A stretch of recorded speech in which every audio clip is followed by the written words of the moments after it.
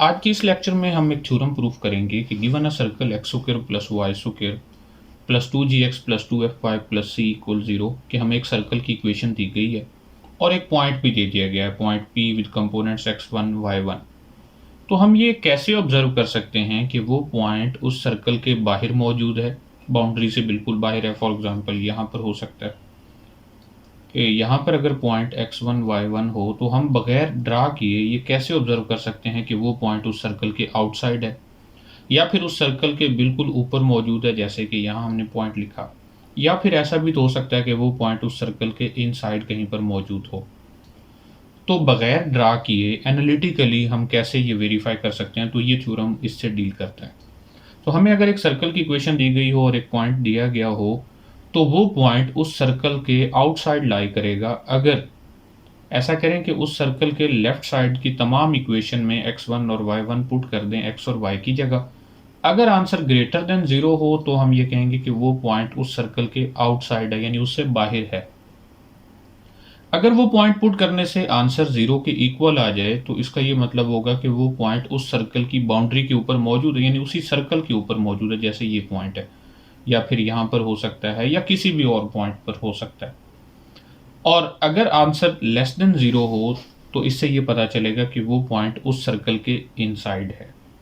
अच्छा, हम ये मान लेते हैं कि ये जो सर्कल है तो उसका सेंटर है C।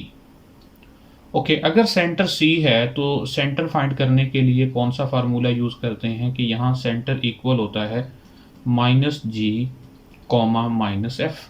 अगर सर्कल की ये इक्वेशन हो x square plus y square plus 2gx plus 2fy plus c equal 0, तो general form of equation of circle से सेंटर फाइंड करने का ये फार्मूला है। और रेडियस किसके इक्वल होगा? रेडियस को हम अगर r से डिनोट करें और सेंटर को c से, तो रेडियस इक्वल होता है square root g square plus f square minus c। अच्छा, हम ये केस नंबर 1 डिस्कस कर रहे हैं कि आउटसाइड द सर्कल की बात करते हैं। अगर हमारा पॉइंट आउटसाइड द सर्कल है, if point p with components x1 y1 is outside the circle,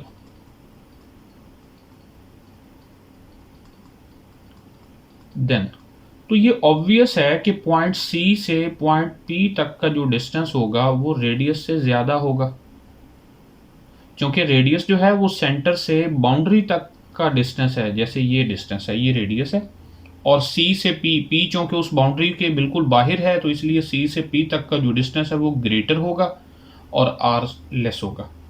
तो हम यहाँ से ये कह सकते हैं कि the distance between C and P that is greater than radius R।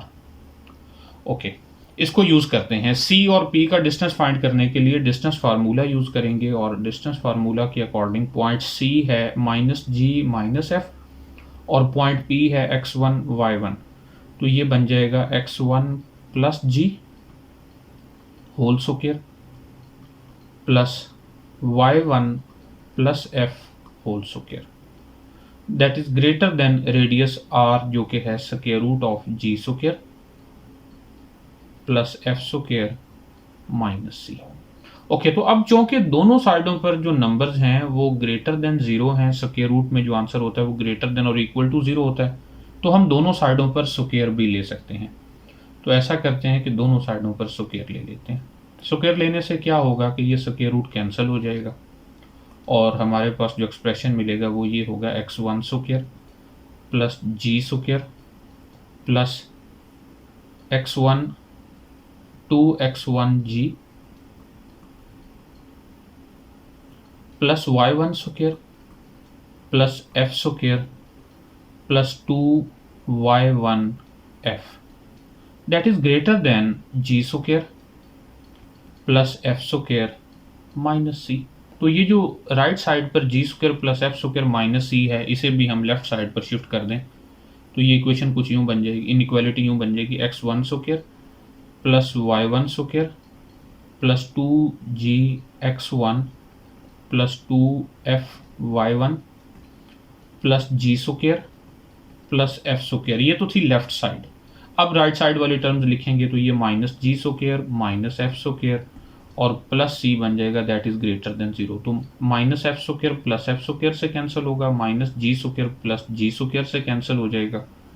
तो यहाँ से हमें रिजल्ट ये मिलेगा कि x1 square plus y1 square plus 2g(x1) plus 2f(y1) and plus C that is greater then 0। और यही हमने प्रूफ करना था कि अगर point P outside the circle हो तो फिर ये कंडीशन सेटिस्फाई होती है।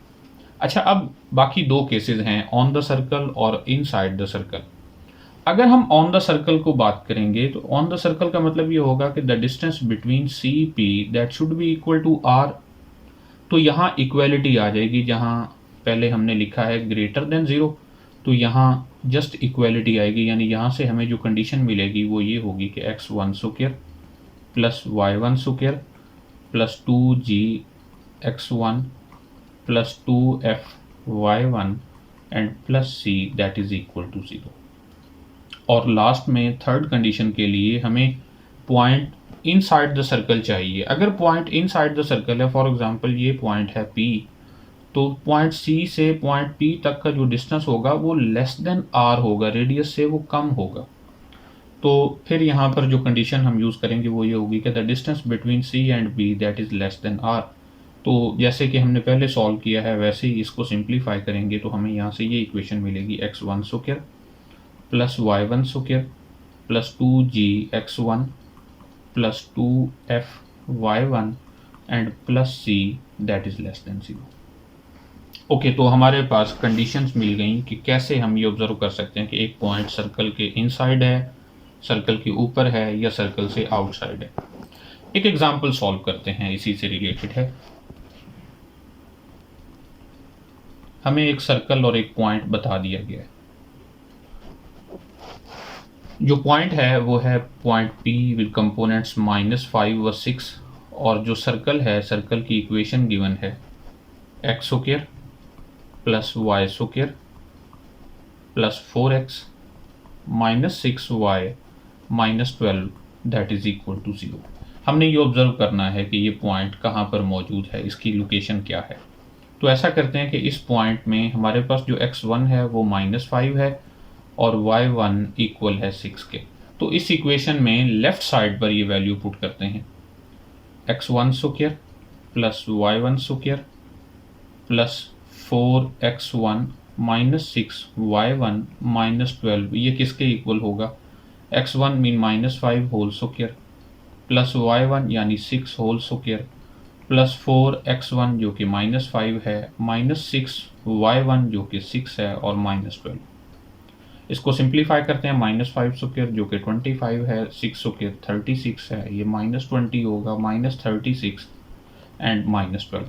-36 और +36 तो कैंसिल हो जाएंगे, ये बन जाएगा 25 माइनस 20 माइनस 12, तो ये बनेगा 32।